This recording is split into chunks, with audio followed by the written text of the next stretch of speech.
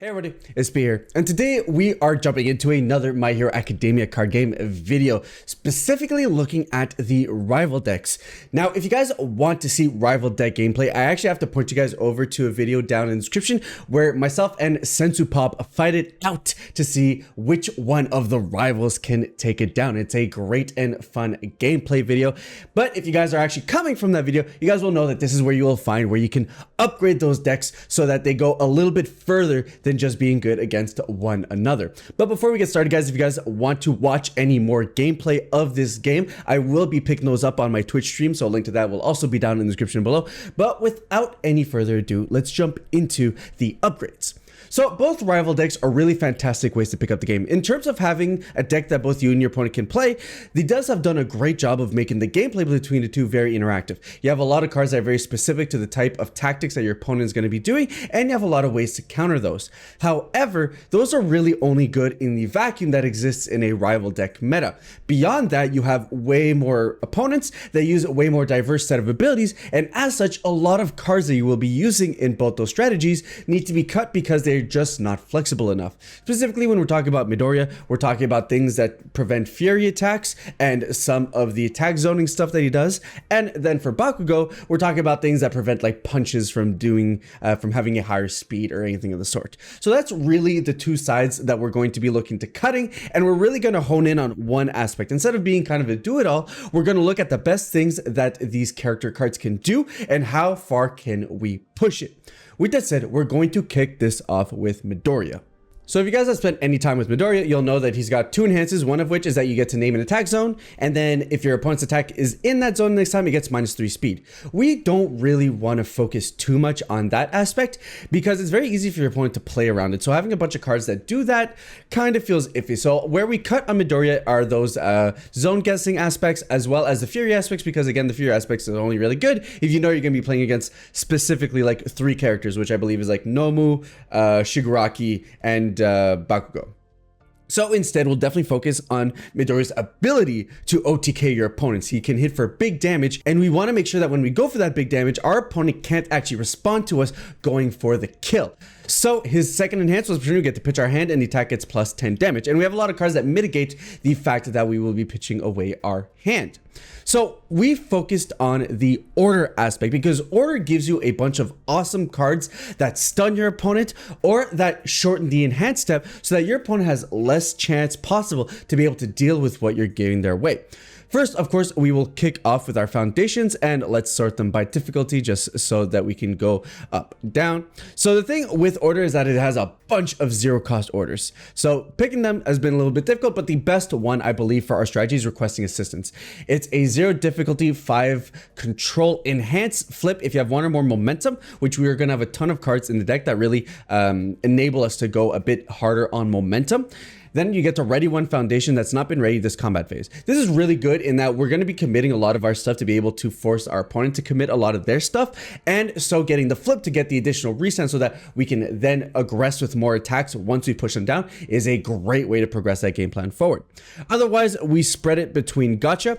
After this card's committed during the enhance step, this card gets +1 or -1 speed. So this is more to prevent our opponent from doing their own stun things. We're not exactly using Zero cards to do the committing ourselves, but we're preventing their stuns and so on and so forth. And then finally, to round it out, we have Desperate Times, Response Flip. After your rival draws any number of cards during the combat step, they commit 1 foundation. Again, we really want to push this one because we want to force them to commit as many foundations as possible when we're attacking into them or when they're attacking into us to set up for our kill turn so that we can go and guarantee the finish. As far as our 1 difficulty ones go, we go with a pair of note-taking, enhanced flip, your punch gets +2 speed, just something to make our attacks more poignant. Self-sacrifice, enhanced destroy 1 foundation, this attack gets +1 or -1 damage. And then finally calling for backup enhanced flip, draw 1 card. If this was not the first enhanced placed in that step, discard 1 card. So here, just a bit of stretch. We don't have as many ones, but we compensate for it by having more zeros, which isn't too bad. Usually as far as our opening hand goes, we are able to get our minimum 3 foundations pretty readily. Jumping into the twos is where a lot of our flexibility comes from. It's where a lot of our best abilities come from. So shock treatment, do be aware that this is a unique. This is a 2 difficulty. Enhance your attack, discard 1 momentum, commit 1 rival foundation. Enhance destroy, commit 1 rival foundation. Super powerful because for this one card, we're committing 2 of their foundations, exactly what we're looking for. It does have unique, so we're only going to run 2 because you really don't want to see it on multiples unless you see them one after the other. So definitely be careful of that front. Gift from mom. Enhance, discard 1 momentum. Your punch attack gets +3 damage. We have 3 of these because we definitely, on our kill turn, we want to use it as much as possible. We don't have a ton of way to deal with momentum in this deck. We build it, but we don't have a bunch of ways to expend it. So with Gift of Mom, we have sources to be able to do that, to be able to pump up the damage even more. Good impression. Enhance, flip. Your next punch attack gets -1 difficulty for 2. This is really great as we're setting up our kill turn. On the turn where we're stunning our opponent, resting their foundations, all of that, we can go ahead and start flipping good impression to be able to make sure that our next attack is not only easier to check, but that we can, pump out a couple of more than we would typically be able to. Passing the torch is probably one of the most powerful foundations for this deck, specifically because of how often we're looking to try and hit our opponent for 10. We want to make sure we have a hand to be able to defend ourselves. So passing the torch gives us an enhanced commit. You get to draw 1 card, or if you have no cards in hand, draw 2. So the draw 1 by itself is great if you can line it up where your opponent isn't going to be killing you. You can just start doing them to draw additional cards for your kill turn, or you can go ahead and recoup from a pitch hand to be able to go and do more that turn. Rigorous training response. After you build this card, gain 2 health. We're just running a pair of this. Some health gain is good. It gives us some longevity to be able to get into the later parts of the game. Fulfilled my duty as a 3-0. This is incredibly powerful because we're looking to OTK our opponent. Sometimes we will have the damage on our attack and we want to prevent them from enhancing. So these are 2 ways that we're going about it. Not only are we stunning them, but we're making sure that we're using skills like Fulfilled my duty to be able to prevent the enhanced step from going any further. That would be detrimental to our attack going through. So this is a great way to make sure that our attacks are getting in. It's kind of like a pseudo flash. You can kind of think that way, especially if we're going for some big damage attacks. And then finally, to round out our foundations, we have 2 sticky balls, 3 difficulty. Honestly, incredibly powerful. This is probably the most obnoxious foundation I've had to play against thus far. So good thing it's unique. So because it's unique, we're only playing 2 of. Enhance, flip. At the top card, your rivals discard pile to their card pool. Again, that's the whole strategy, right? Not only are we trying to make it more difficult by stunning all of their foundations, we're trying to make it more difficult for them by making sure that they are not able to pass checks. And that means having more cards in their card pool to make those progressive difficulties even more difficult. And then finally, enhance, commit. This non-range attack gets -4 speed. I mean, it's fine defensively, right? I mean, it gives us some things to do when we're not trying to ruin our opponent. So those are the foundations that are really obnoxious, right? They give us some tech, they allow us to start pushing in and start stunning, but the big ones where we really start forcing our opponent into awkward positions are definitely the attacks, because we always threaten minimum 10 damage on top of whatever the base stat of the card already is. So to kick us off, we have Electric Jolt as a 4 difficulty, 3 control, 3 speed mid, 4 damage. Charge, EX2, stun 1. So having EX2 is great because, like I said, we don't have a ton of ways to expend momentum in this deck. Stun 1 is awesome. All of these electric cards are fantastic because they all have stun or great ways to add into momentum. If this card is added to your momentum, add it face up, and then in your momentum, you get to flip, commit 1 rival foundation. So it sets up. If we can poke with these early turn, you can use them multiple times, multiple times if you have multiple in your momentum to be able to start going down your opponent's foundation. And it's great that it happens in your momentum, especially since this enhances, if this attack is completely blocked, it still deals 1 damage, guaranteeing that it's going to go in your momentum. So now not only do we have a guaranteed source of momentum, we have a guaranteed source of committing our rival's foundations, which is extremely powerful and definitely what we want to look for. We run 2 Delaware Smashes, which is just a very simple 4 mid-speed 6 damage flash punch. Flash just means it's a great way of having fulfilled my duty, but straight up on a card. It just means that if our opponent's in an awkward position, we want to make sure that we can attack them without them being able to enhance. So I love this card either just to be able to poke in some damage, get some momentum, or it's a great way to close out the game without giving your opponent a way to respond. Setup Strike is really good at being exactly what it says, at being a setup attack. Enhance, discard 1 momentum. This attack gets +3 speed, and then enhance your next attack this turn gets +3 speed. So just making our OTK, our one big hit, really harder to block for the most part. Eat My Sticky Balls is very much on the same wavelength as Sticky Balls, just an obnoxious attack where you go ahead and enhance. If this attack's not being blocked, add the top card your rival's discard pile into their card pool face up. So it's very obnoxious. But I mean, hey, it does what it does, right? It forces our opponent to have to make checks way more difficult. And at the end of the day, if they block it, then we've already done the job of forcing into their progressive. So it's good. If not, they take damage. Indiscriminate shock, 1,300,000 volts. Charge, ranged stun 1. Against these stuns are super powerful. Enhances attack as +1 damage for each committed rival foundation. So it's just like a big beefy attack that we can do if we're not able to get one of our punches off. And enhance, commit 1 foundation. Your rival commits 1 foundation. This is the biggest thing. It's basically a stun 2, except it costs you 1 commit. But that's not too bad, especially when we account for requesting assistance where we can restand one of ours. Then we have Aspiring Punch. Enhance this card 1 momentum. This card gets +5 speed, only playable if this attack's damage is 10 or greater. This is usually the one I go for when I want to commit to Midoriya's attack, because it just pumps up the speed to 10. So now you're usually attacking with a 10 mid speed 15, which is really, really tough for your opponent to block. More so than the other ones. You know, there are other attacks that you would think that are much better for it, but it turns out that they don't play out the way that you expect them to, because it's too easy for your opponent to deal with them because it doesn't have the speed to compete. Aspiring Punch is definitely that step up where it just does it even better because of how much speed it puts in the attack. Reverse throw is fantastic because it's a throw and a punch, which means we can pump it up, and if our opponent fully blocks it, they're still taking half damage. So at 15, that's 8 damage, which is absolutely insane.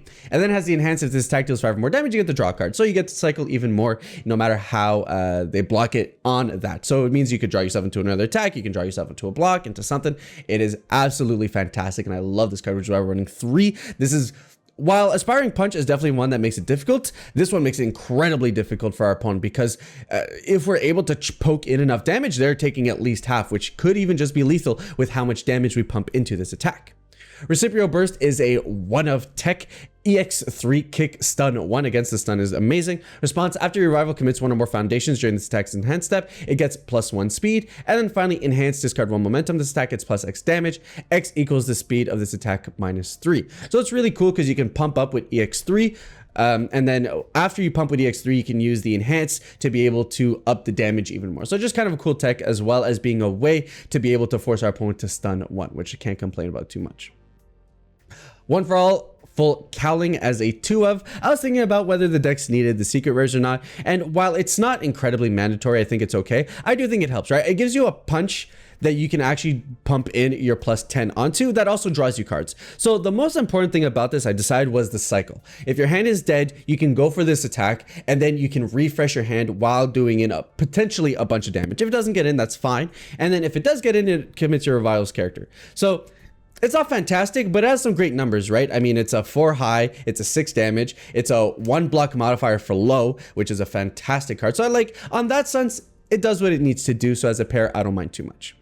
And then finally, to round it out, we have Blitz Rush as another one of tech. Charge, stun 1, enhances attack as +2 damage for each card in your momentum. And then Deadlock, enhance, your rival commits 1 foundation for each card in your momentum. So if the game ever goes extremely late, this card gives you the ability to shut down your opponent and then go for game. So we take it as a one of, because Deadlock isn't something that we're going to see super often, but it is sometimes something that you can see once the game goes late enough. So we want to see it in those scenarios. And that's basically the OTK Midoriya. Really want to focus in on stunning our opponent, forcing them into awkward positions where they have very little defensive options, and then OTK them. This is the best strategy I figured out to be able to go and get that off. Another way you could build Midoriya, which I'm not going to be covering in this video, is that you could go good, which gives you access to All Might's cards, and that gives you more access to doing things with your momentum. You know, with Powerful and EX, and you get more punches, which means you have more flexibility in which attack you go off and use Midoriya's +10 damage. That is a way you can go. I don't know if it's as consistent, I haven't tested it, but is definitely the other route I would go with Midoriya if you want to go play him as a good character. So with Midoriya covered, of course, next up, we need to go check Bakugo. So Bakugo is very powerful. I think between the two, he's actually the more powerful character. He's way more obnoxious to play against, specifically because of his response. After your blocked Fury attack resolves, discard it from your card pool, which means his progressive difficulty goes up very slowly because you're either taking damage, and sometimes the damage is very high, or you're going off and resetting his card pool, which means that he can just swing, and have to commit very little resources to making sure the attacks go through. Otherwise, he also has an enhance where you destroy 1 foundation and your attack gets +2 damage. So on the sense of forcing our opponents to be really uncomfortable with blocking, just because, you know, we end up being able to keep on pushing through and it doesn't get harder for us to attack if they do, I want to take that a step further and punish their blocks. So if they go for the block, not only are we going to be able to get the free space in our card pool, we're also going to punish them for doing so. And as such, I decided to go with the death symbol for Bakugo so that we can punish all the blocks. Of course, we kick off with our foundations and then we'll go into our attacks. Let's just sort it by difficulty just so that we can go in order. So in danger is our first 0 difficulty card. Enhance Destroy. If this card's damage is equal or greater than your current health, this attack gets -3 speed. This is just one we'll use late game, probably to protect our life totals. We don't want to commit too much resources to be able to prevent our opponent from doing a ton of damage. This is a way we're going to get out. Keen Observer is the larger one here. Response flip. After your rival loses health due to an effect, your rival loses 1 additional health. This is really good just in being able to poke our opponent for a little damage here and there. If we're going to be swinging a lot, we want as many aggressive things as possible. Keen Observation helps us get there. Tight Lipped is our last 0. Enhance flip 1 foundation. Your attack gets +1 damage. Just a cute way to be able to get in some more damage. And of course, we want our 0 difficulties to be able to get to 4 foundations on turn 1 if possible. Jumping into our ones, we have Let's Fight the Bad Guys as a 4 enhance flip. Your fury attacks gets +2 speed. Just make it more annoying for our opponent to block when we want to go for those kill turns. Shock Absorption as a 2 of enhance destroy. This attack gets -2 speed. Playable while committed against. We don't want to commit too much to our defensive options because we are an aggressive deck, but we do want a couple of them. This one being able to use while committed definitely helps a lot as well, meaning that we can use it and get rid of it and not feel too bad about it. Villainous Entrance is our last 1 cost. Enhance commit. Your fury attack in stun 1. Stun, like we've talked about with Midoriya, is a great way to force your opponent to awkward positions. We don't want to commit to it too hard, so for the 2 is enough. Response flip. After your rival builds a foundation during the combat phase, commit it. Playable while committed. Just a nice extra ability on top of that. Not something that's going to happen super often, but in some matchups it will come up.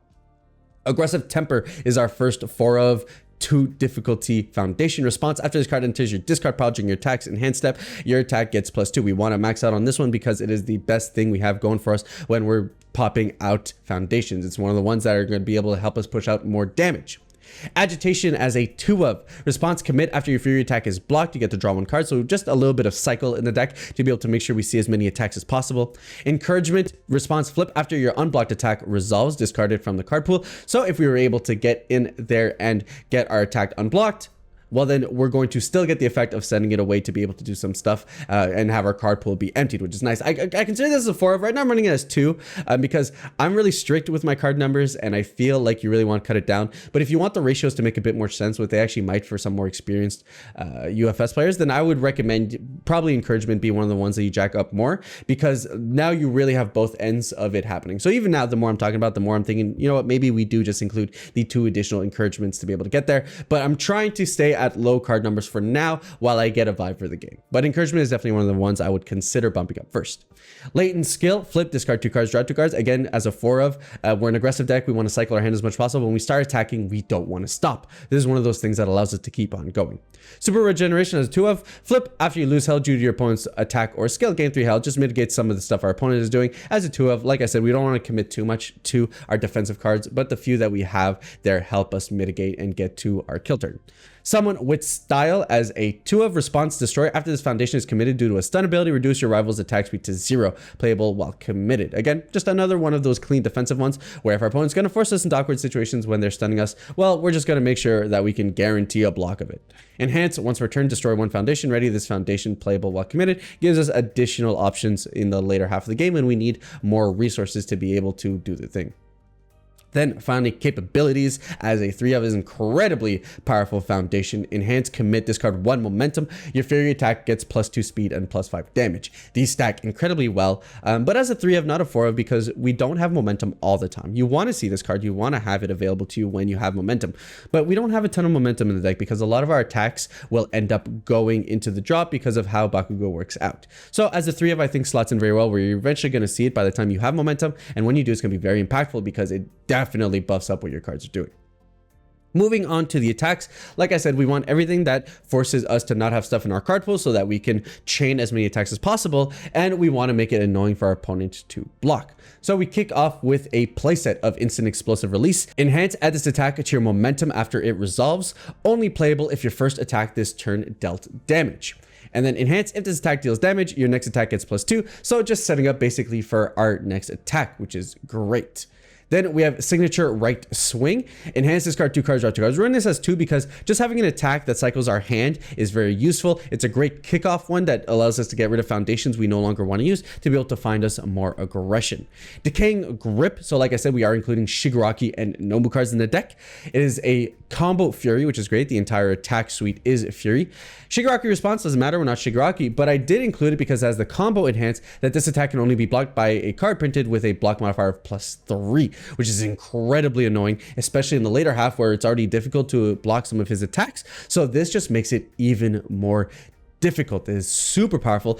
Only as a 2-of, but as a finisher, it is super good because it means that your opponent's gonna have to commit a ton to try and block it if you've already poked them down to a point where it's gonna do a ton of damage. Nitro Explosion Ignition. This one as a 2-of. I was juggling between a 3 or 2 of this card, but I landed on 2 because it's a great starter. It sits in your card pool. It has a response for whenever a Fury attack leaves your card pool, and then it also has powerful 2 on any card that you want to put in your card pool, and then it removes itself, meaning that it clears itself for all your other abilities. So as a starter, it is incredibly powerful, especially since it feeds our momentum while we're getting rid of cards and sending them to our discard pile via our skills. So it kind of does double duty on that front. I could see you bumping up to 3-4 and it'd still be great, especially since it's a 1 block modifier. You know, these secret rares have really good numbers. So I could see this being a 3 or 4. The way I decide to line up the deck, we're only going to stick with 2, but you could run more, and honestly, I wouldn't fault you for it. Blast Rush Turbo as a 2-of. Enhance, discard 1 momentum. This attack gets +1 damage for each Fury attack in your discard pile, so late game is incredibly powerful. It'll swing in for a lot of damage. And then enhance, if you have discarded a card from your card pool this combat phase, which I imagine you would have with this deck, this attack gets +1 speed and +3 damage. So just a good numbers. This is good numbers attack. It's good numbers dot card. It doesn't do anything crazy, but late game, it's just a good numbers card. Merciless Rush as a 3-of, and this kind of goes in with our suite where we want to prevent our opponent from blocking us. And if they do block us, we're going to punish them a little bit more than just getting rid of the card in our card pool.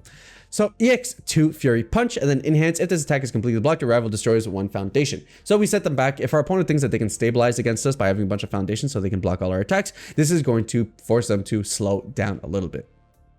Then Corrosion Lunge, 2-of. Enhance, if this attack is blocked, your next attack gets +2 speed and +2 damage. And then Deadlock Enhance, if this attack is completely blocked, it still deals 3 damage. Again, we want to punish our opponent from blocking. So if they do end up blocking, we want to force them to have to put themselves in a more awkward position or put us in a more favorable position. And then finally, to wrap up the deck, we have Turn to Dust. EX2 Stun 2. Enhance, destroy 1 foundation, destroy 1 foundation committed due to this attack's stun ability. Your rival can lose 2 health to cancel out instead, which we're fine with them taking health because we are an aggressive leaning deck. And then enhance, lose 2 health. Your rival loses 2 health. Your rival may destroy 1 foundation to cancel this ability. So we're basically just forcing them to either get rid of their foundations or to lose health, which both are fine with us because that means we can get in with our attack suite easier, or it means that they're going down to a lower life total so that we can go ahead and poke them for the win. So that's basically the Bakugo, a deck focused on really chaining Furies as much as possible and forcing your opponent to be in awkward positions whenever they have to block one of the attacks to force them to lose out even more. It's really annoying, and between the 2 decks, definitely the most interesting one in my opinion. But both definitely have a good position. The thing is that I feel like a lot of the cards are coming from these decks living in the rival deck, right? So you don't really have much main set cards, but they are characters that are going to get a lot of support because they are some of the main characters of the show. So these are great middle ground decks that can do some very interesting things and can catch your opponent off guard. We took those aspects of those decks that worked and we pushed them to their limits, to OTK with Midoriya and to swing in a bunch of times with Bakugo and make it really annoying for our opponent to have to block. I think there's definitely modifications you can make, guys. I'm not a phenomenal deck builder by any means, and I'm definitely getting my chops up together as far as my hero goes, but I think these are some great upgrades to the versions that we currently have in the rival decks to take your gameplay to the next level in terms of combating the rest of the meta instead of just having Midoriya and Bakugo bang heads on each other like they always do. If you guys like the video, give it a thumbs up. Hey, if you dislike it, give it a thumbs down. And like I said at the beginning of the video, guys, you guys want to watch gameplay of the rival decks vanilla fight it out. I did it over against Melvin at Sensu Pop. Link to that again will be down in the description. Watch more MMHA content, guys. We are going to pump out deck profiles and gameplay and a bunch of other stuff. And subscribe buttons in the corner. With that said, I'll catch you guys on the next one. Ciao.